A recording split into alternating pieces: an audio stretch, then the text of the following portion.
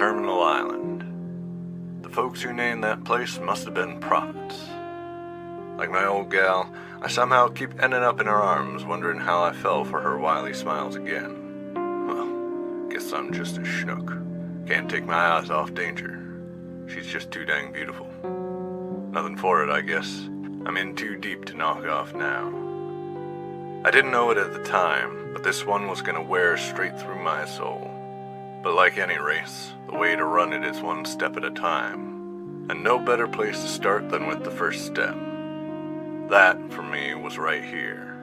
Starting in the way the best and worst things start. With a pretty dame. Her name's Theodora Gully. She's one of the dock managers on the island. Fought tooth and nail for that job. Had a look about her like she was ready for the next fight. As always, I didn't let her speak till I set the tape on.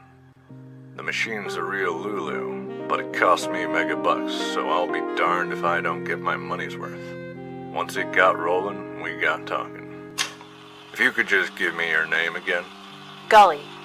Theodora Gully. Is that Miss or Mrs.? Mrs. All right, Mrs. Gully. How about you tell me what brought a dame like you through my door? Did you hear about the murder on Pier 300? Enlighten me. There have been protests against FMS for a few months now. FMS? Fen Huang Marine Services. That's who I work for. Fang Huang. Sounds Chinese. It is. It's also one of the largest shipping services in the world and owns most of Terminal Island. You don't say. Anyway, these protesters can get a bit rough. They're mostly just kids who don't know what they're talking about, but that doesn't keep them from shouting as loud as they can. So, what are these boogers saying? Does that matter?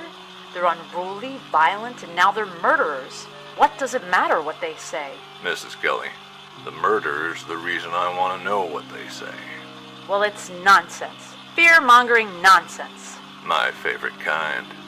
They're afraid what happened in Denora is going to happen here. You know about Denora, don't you? That's where that smog killed 20 people last October? Yeah, sure, I heard about that. I keep telling them that's steam coming from the stacks, and it's about as dangerous as a hot shower. But they won't listen. They think they're all going to choke to death because of us. Anyway, while they're out protesting, Mr. Wiley drives up to check in on us. Mr. Wiley owns FMS here in Los Angeles. So, these kids start crowding around his car so that he can't move an inch. One of them, a real big man, opens Mr. Wiley's door and starts yelling at him. That's when this other fella steps up and scuffles with the guy grabbing Mr. Wiley. Guns are drawn, and before you know it, bang! The man's dead. Which one? The one pushing around the protesters. You got a name? Hans, I think. No last name with that? None that I know of. Hans. All right. And the shooter?